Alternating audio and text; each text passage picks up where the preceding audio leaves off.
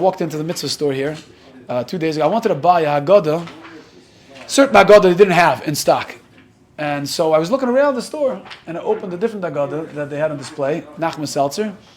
I wrote Haggadah, beautiful Haggadah, and the page I opened it up to had a story that compelled me to buy the Haggadah on the spot. An amazing Maisa. He says, there was a woman in London, in Golders Green, and she was a Holocaust survivor. She survived Auschwitz. And when she was in her 80s already, and she knew that, she has a limited amount of time to live, she sent a shayla to Rav Chaim Kanievsky. And I think her name is Mrs. Letter. He even writes her name in the book. I have to call her family to mevar the story, but this is a story he tells over. She asked that in Auschwitz, she held on to one pasuk the entire time in her mind. She kept repeating it over and over again, and that pasuk gave her strength to survive the war. It was of V'chol Zois Shimcha Lo Shechachnu. After all we've been through, we didn't forget your name. No, please, Al Tishkecheni, don't forget me. And she kept repeating it over and over and over again. She said that this is the pasuk that I held on to, gave me chizuk, gave me strength. I want to know if when my time comes, I can write it on a piece of paper, and I want to be buried with that piece of paper in my hand to come to HaKadosh Baruch Hu in Shemayim and show him, this is what I held on to. I held on to you all those years. So Rav Man, who was Rav Chaim Kanievsky's, right-hand man at the time, so he forwarded the shayla to Rav Chaim. Rav Chaim hears the shayla and he tears up. Mamash tears up. He became very emotional.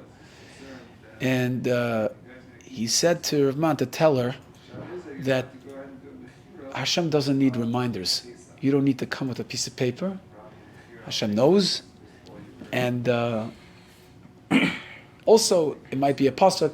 It's not really a pasuk in Tanakh, but better not.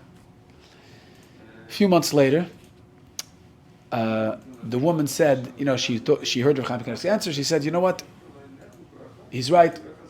God ladar, don't put the paper in my hand. A couple of years later, she passed away, and before the kvura, they quickly sent the shayla again to Rav Chaim Kanievsky. Rav Man, I sent the shayla to Rav Chaim Kanievsky.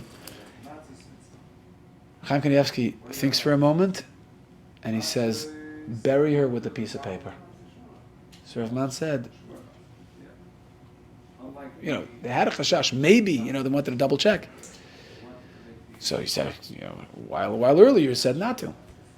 Chaim says, I thought about it. It's true that Hashem doesn't need a reminder. But I want Mrs. Letter, I want this woman to have it for herself.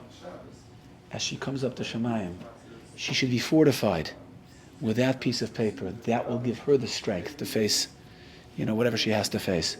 So it's for her. And Taka, they wrote it on a piece of paper, they put it in her hand. Chaver Kaddish didn't want to bury her first with a piece of paper, because they said, what do you mean? Everybody's just going to decide to be buried with whatever they want. It's not, you can't. Okay. They told her, if Chaim said, Paskin, the God Ladar Paskin, you can put it in, and that's how they Taka buried her.